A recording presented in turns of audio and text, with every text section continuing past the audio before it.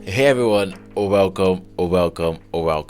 Today I have here with me Marlene Mhangami. She's a developer advocate at Voltron Data and vice chair of the Python Software Foundation. She's organized several developer conferences, including Pycon Africa, and she's here to share her wealth of knowledge with us. We'll be talking about building developer communities. I've gotten lots of questions about building communities. How do we get developers together? How do we organize conferences, meetups, and all that? Well, Marlene is the best person to discuss this topic with. She's such a lovely person, and this is going to be a very insightful conversation. I'm sure you have a lot to learn from it. So stay with us and let's get started. Hey Marlene, it's good to have you here. How have you been? Thank you. I'm excited to be here. I've been good, just adjusting to life right now in a different space, but yeah, I've been great. Yeah.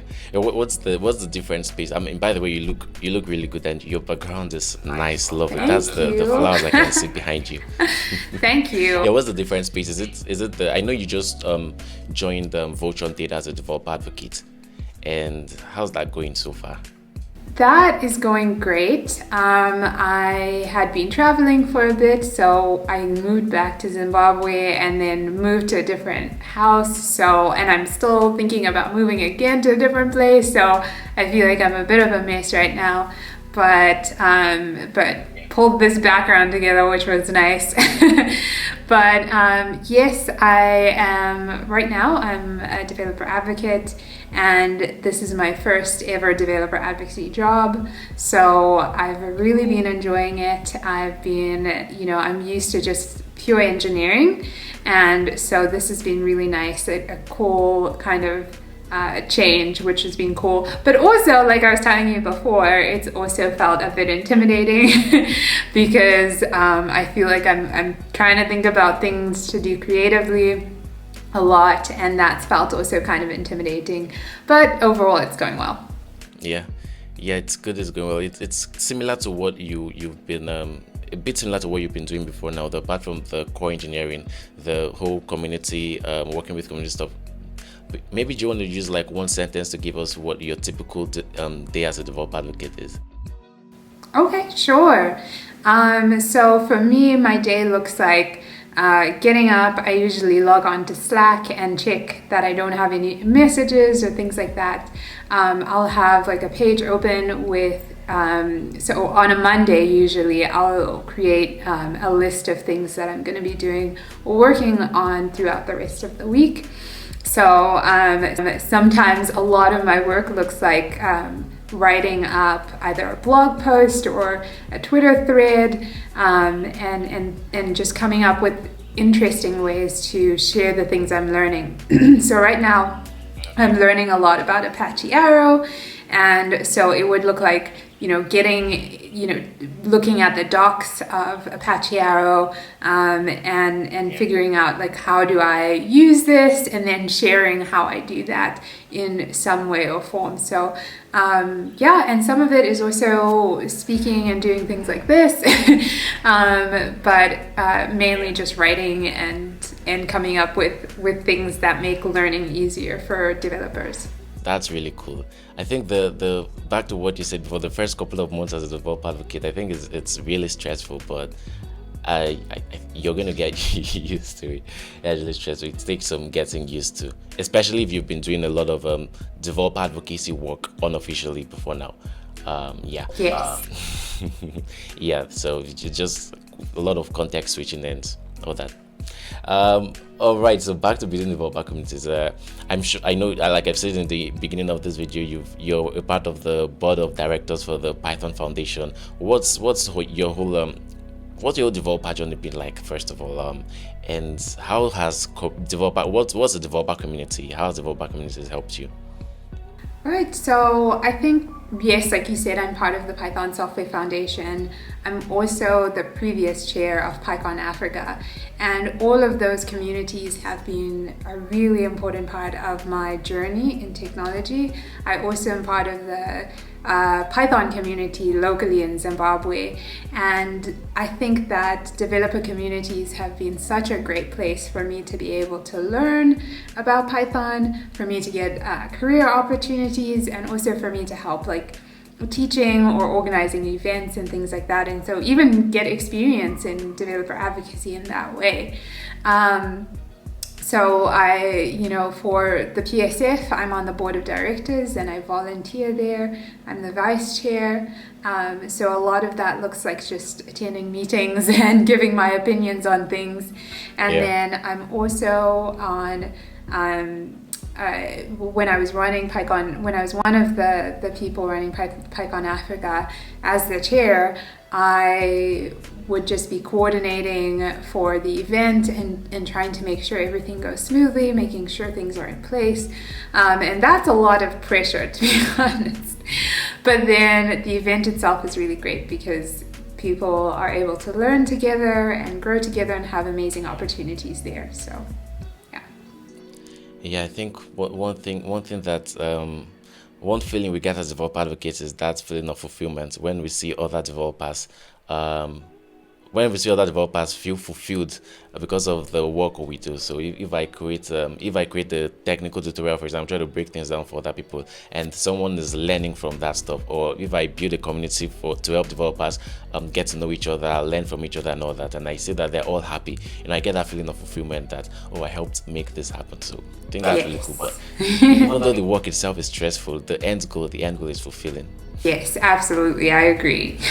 For me right now, I've seen a lot of developers. When I started as a developer, when I started learning software engineering, how to code and all that, I didn't have any developer community. I wasn't part of it. It was not so easy. It was back then in 2013, so it was not so easy to get developer communities. And it was difficult to get one online too back then. So I was just I didn't even know that there was such a thing as developer communities. I was just using PDFs and books and trying to learn and all that and all that. So it was difficult. It wasn't so easy for me, and that's one of the reasons I really happy when the developer communities I'm doing, the developer community work I'm doing too. I'm happy that it's helping a lot of other developers not to go through the same things that I went through. So have you had any personal experience with, let's say I want to start building a developer community right now, and this is for people who have been asking me. I know a lot of people ask me so many times, how do you build all these developer communities? How are you participating in developer community work? I want to start doing something like this for other developers. What's that process going to be like? Let's say I want to start a developer community. What are the things I need to know? So building a developer community can be quite challenging, but it can be done, and it is very, very useful. So I would say the first thing is find people with common interests. So for me, that looked like when I was starting out, I looked for people who were interested in Python. So I had already been working with someone who was part of the Django Girls community and had already been running Django Girls workshops. So I connected with him, and he was able to connect me to other people who are interested in Python. And so I think a good starting place is, even if it's in your friends or in your workplace or anyone else that you can find, Twitter is amazing. So usually if you can go on Twitter and then maybe post a tweet asking for developers in the region, people might be able to respond there. But getting a small group together, and then I think maybe starting with a meetup is a really great place to start, where you can maybe have a topic that you're all interested in learning about, whether that's, one of the things that we started out doing was holding a Django Girls workshop. So for people who wanted to know how to code with Django and to build a website, I think that was a really big draw for people to come together. And so I think making sure that when you start your developer community, you started with the intention of providing value to the people that would be joining you. Awesome. And yeah, you have to provide value for people, find people with common interests. I think that's one mistake people make many times. You want to build a developer community, you want to build a community of people, and you're just throwing your nets so wide into the ocean. You're trying to get as much people as you can. You don't even care whether they have the same interests as you. Just come join me, and that's one mistake that people make when trying to build communities. Right. It has to be a community of people with common interest first of all, and I think that's that's one thing I see. You just want to get people of different interests, and then you want to get so many people at the same time. People don't understand that you have to start small. You have to start from somewhere, and then you grow. So you see two people, part of your community. People are happy that they are with you. They get to learn from you. You get to do stuff together, and you neglect those people. You're looking at the millions of people outside there and saying, why am I not getting all these other people outside? And you forget that these two people you have right now are the most important people in your life, in your community right now. And you can start to grow that community from these two people. You focus on these two people, and then you get to 4, and then you get to 10, and you get to 20, and all that. So you start small, and then start with people with the same interests. And I don't know, are there any specific challenges you've seen when you're building developer communities? The communities you've built so far, are there any specific challenges you've seen with people? What the people want and that you're not able to give them, or do people have different expectations and you're not able to meet those expectations, or all that? Yeah, I think there's a lot of challenges that you can face trying to build developer communities, because I think people come in with expectations, and usually most of the time when you're starting out as someone, if you're not like being employed to build those communities, you're usually going to be volunteering. The people around you that are helping you are also going to be volunteering, and so it can be really challenging because you won't always have the resources that you want to be able to give people, whether that's in terms of your time. Like sometimes you will run an event and then connect with people, and people want like one-on-one mentorship, and you just aren't able to give that in terms of your own time. Sometimes it's resources, and people need more resources, and that's really difficult to do. If you don't have money, or if you don't have someone that's sponsoring you, because like, you know, one of the first phases is like one of those things that you're doing when you're building a developer community. It's like you need a place to meet, you know, a place to meet that has Wi-Fi, that has a computer there, you know. And if you don't have sponsorship or anything like that, it can be quite challenging. Maybe you don't want to hold it at your own house. So I think those resources are really difficult thing to, you know, get right in the beginning. And another thing is your own energy. Is that, like, I found that after a while, it can be really tiring, especially if you're not seeing the results that you want, if you're not seeing people coming consistently to a meetup, or the numbers that you expected. It can be very discouraging. And so for yourself as well, being able to like identify that, wow, I'm feeling really discouraged, or I'm feeling really burnt out, is something that is also really important and can be challenging too. Yeah, that is really challenging. You're trying so hard and you're not seeing that result you're looking for.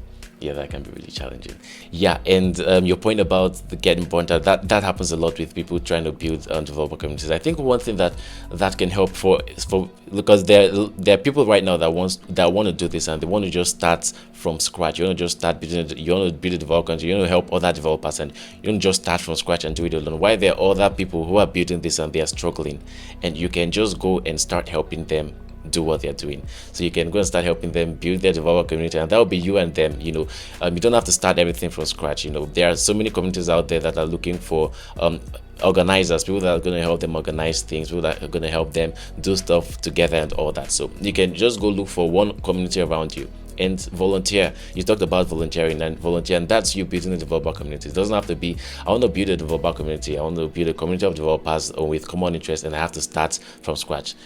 You don't have to always start from scratch. You look for a community right there that's doing the same thing as you. So if Marlene is there and Marlene is getting burnt out trying to build this community, trying to help everybody that's coming to meet her, and like, I need one-on-one mentorship and all that, you can go and say, hey Marlene, I have experience with this language or this stuff. I'm a software engineer and I can do this and I can do this. I want to volunteer. I want to help you out. And that's you building a developer community with Marlene. And that's all around us today. There are so many communities right now, and that you can just join and volunteer, and that's you building a developer community.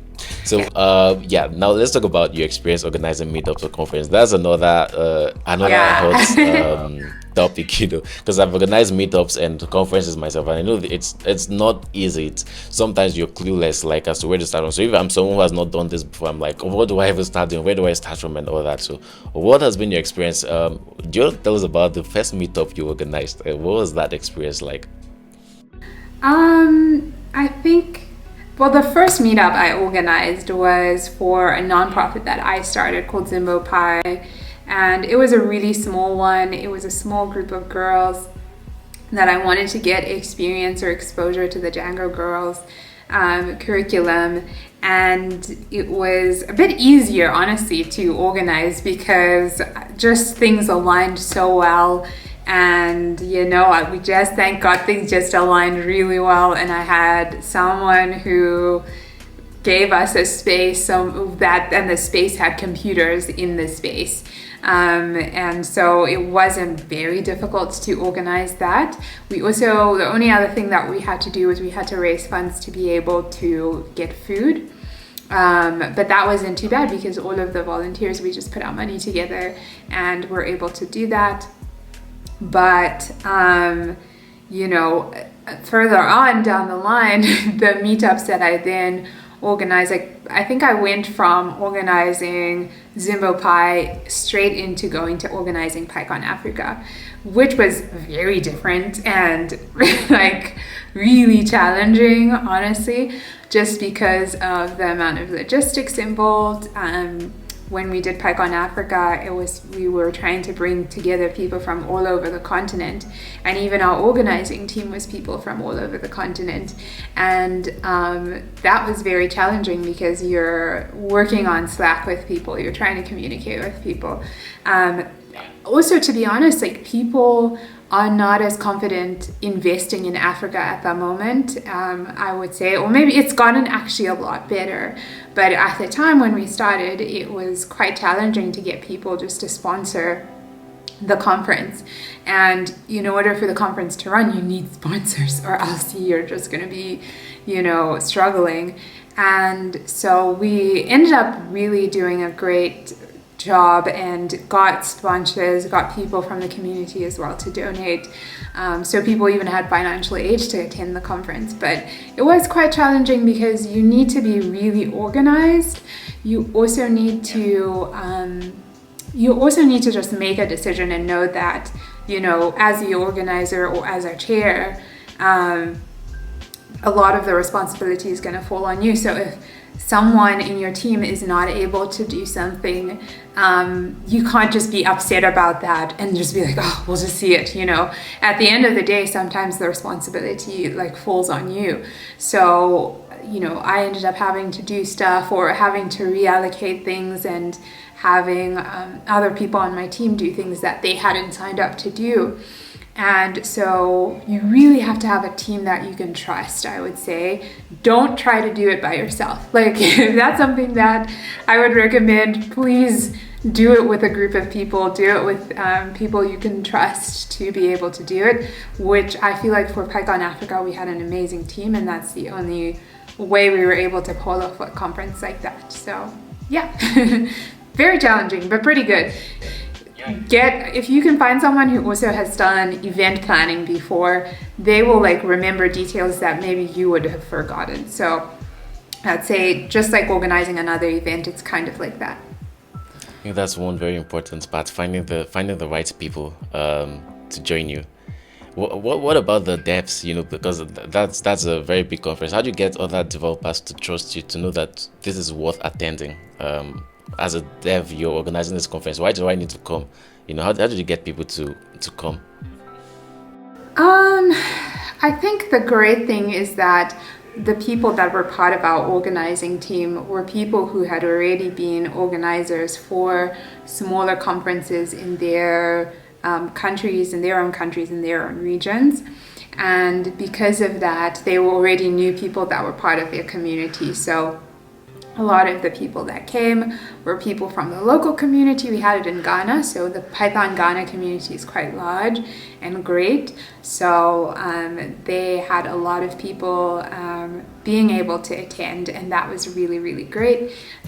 We also had people flying in from Southern Africa who are part of the community that I'm a part of. And, you know, I think that's a great thing, is to start small, the small, like what we were talking about before, the small things that you do building up your own local community ultimately will add up to the larger things that you want to do. So, we also did a lot of marketing. I think Twitter is great for that. Twitter and Facebook is really good. So having a team as well that could put in the time to design flyers and things was also really key. And you did the sponsors part. Do you want to tell us what process goes into like asking people to sponsor your conference? What was that like? So it's a lot of sending emails. It's a lot of networking. So I had already communicated with people. I went to Pycon US and connected with some people at Pycon US, and when we were there, asked those people, connected with some people and also asked for sponsorship there. Some people on our team as well locally had hosted another conference, and we sort of reached out to the same sponsors. But a lot of the time it's going to be just emailing, looking for companies that already have conference sponsorship programs, or looking for companies that have developer advocates and reaching out to the developer advocates and being like, do you have a budget for conferences? And sometimes people will respond, sometimes they won't, but it's a lot of communication. It's a lot of just emailing people and reaching out. Right, so let me get this now. If I want to, let's say I want to do a big conference tomorrow, the first thing I want to do is get the right team. I need the right people by my side doing this with me. I don't want to do this alone.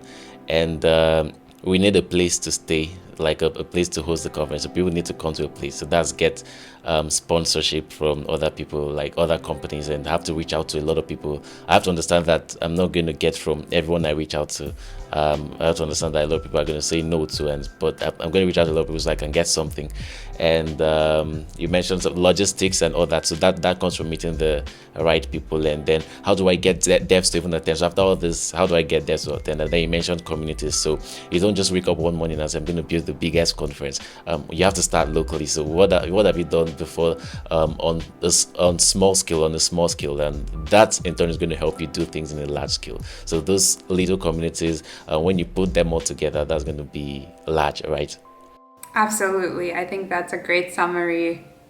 Got it. So I got yeah. Yeah, anyone watching this right now, you can go ahead and start hosting conferences tomorrow. Yes, yeah, go but ahead. remember Once to you do got something that down, big. go ahead.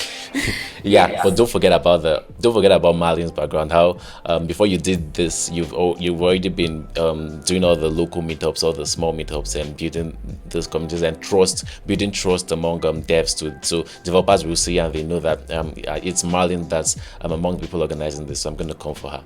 And I will that's say as one well, important something I didn't mention as well is that I had been attending conferences, a lot of conferences for a while. Okay.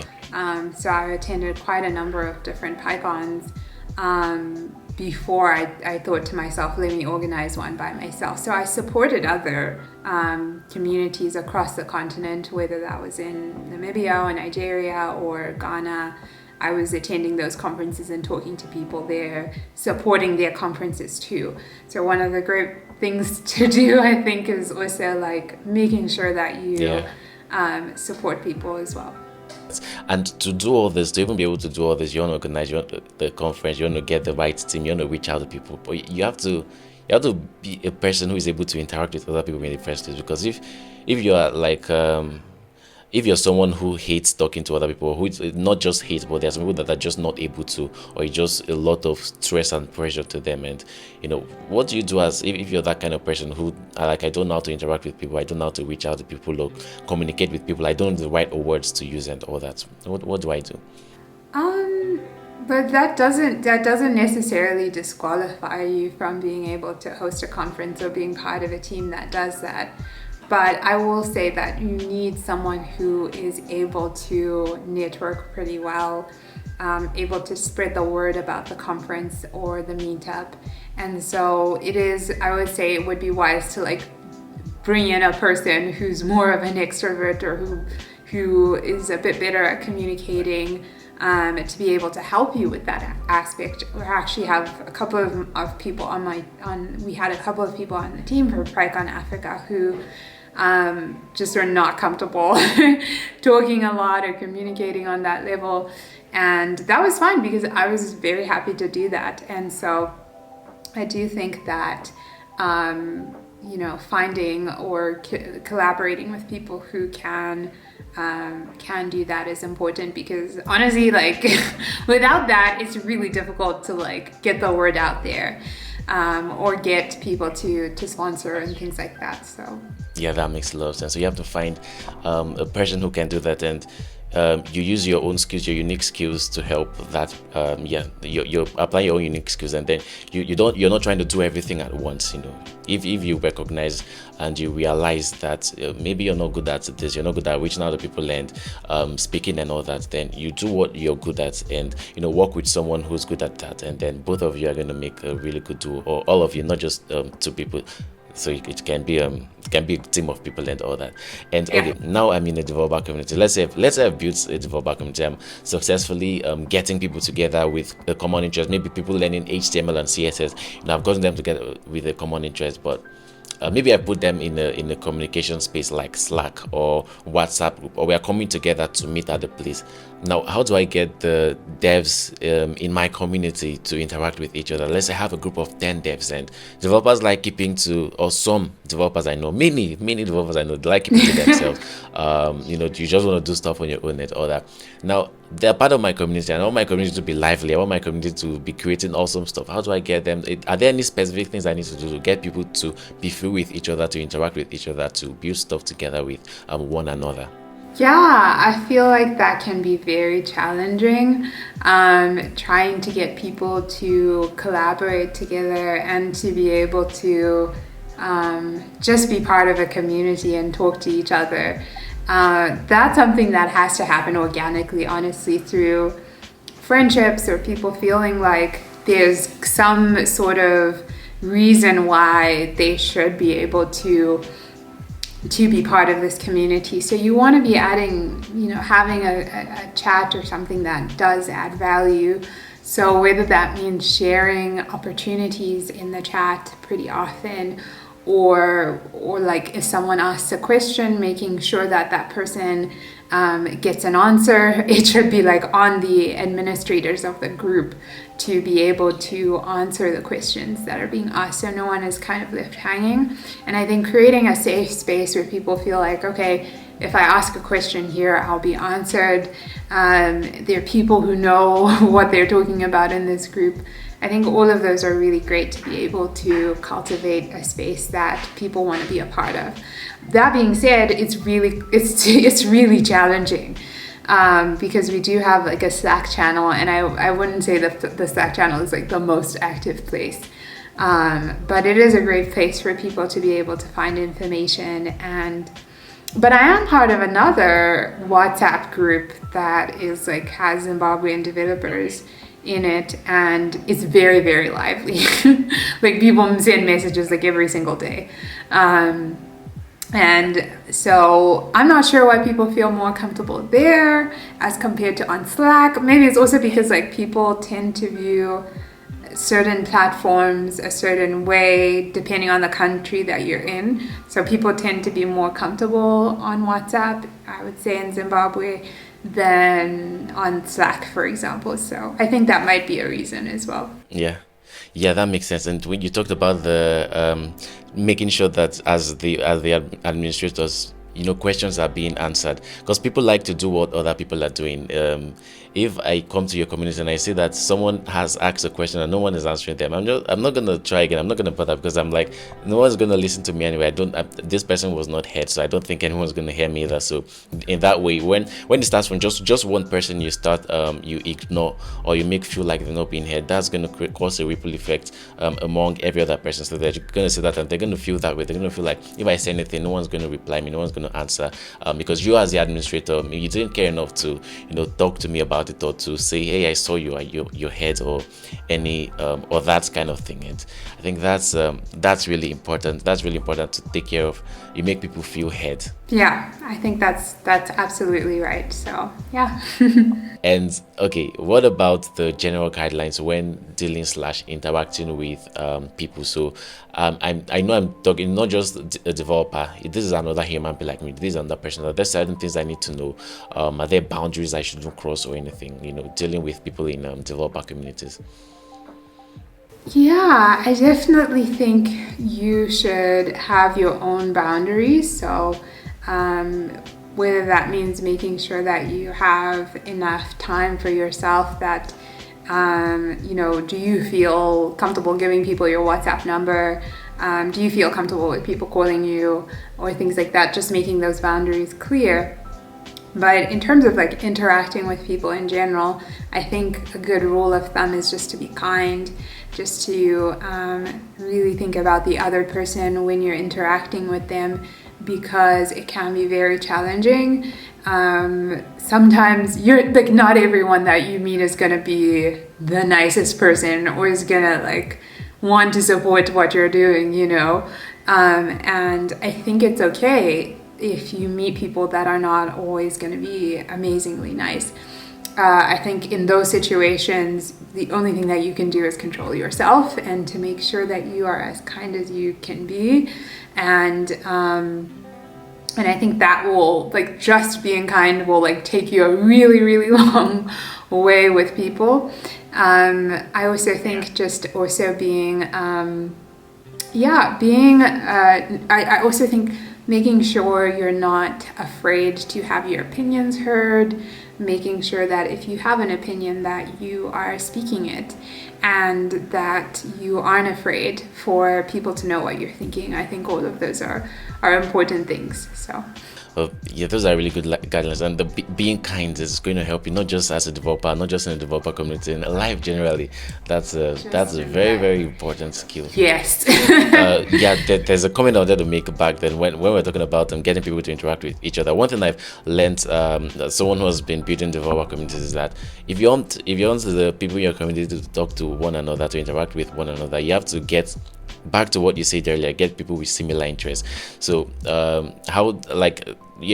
has to be some kind of pairing. You don't just bring one person who is like totally off, who can't relate with whatever all the other people are saying, and that person is not going to be able to talk, because everyone is making discussions. Maybe everyone is talking about Java, for example, and this person is doing Python. So that Python person is not going to be able to make comments on what the Java folks are talking about, and the Python person is in the end is not going to be able to communicate when it comes to things that maybe the Python person would have spoken about in the first place. So you have to get, like, if you want to bring people with similar interests, if you get like people with Java, you have to get people with Python also, so that that person is going to feel like, oh, he has other people in this community that are doing the same, he or she has other people in the community that are doing the same thing with them. And those are general guidelines. You get people with similar interests, and that's going to really help with them. I 100% agree with that. So, but then there are times when, I think this is going to be the last question, when in a community you just find out that there are maybe important people that are skilled, but then they are rude and they are unkind. Or even if people or even generally, you just saw a member of your community is being rude, being unkind. How do you go about handling something like that? I think it's important to have a code of conduct. I would say that right off the bat is something that your meetup, your conference needs to have, which just details how people should interact when they're attending your sessions, whether that's a volunteer or whether that's someone who's attending. And I think a code of conduct, you also need to be clear what you are going to do once that code of conduct is broken. And so if someone isn't acting kindly or things like that, if they violate the code of conduct, then you want to consider what to do in that situation. Sometimes that means banning the person from the conference or asking the person to leave or things like that, which is never nice, but sometimes those things have to be done. So a code of conduct is really important. I will say even people who want to sponsor oftentimes look for a code of conduct before they even sponsor a conference. So really important. Yeah, it is. And yeah, like you said, that's not always nice when you ban people or you say you're not welcome here anymore. Because they start hating you. Yeah, not nice at all. they then hate you. They get all their friends to hate you too. And you are now being tagged on Twitter. I don't know. Yeah. So that's one of the struggles. If you're going to be part of a community organizers or anything, you have to start making hard decisions like that. If you know that this person is affecting the general health of the community, then you have to let them go. Even if they in turn end up hating you and getting people to hate you, but you just have to do it for you have to put your community first and other members of your community first. Okay. Absolutely.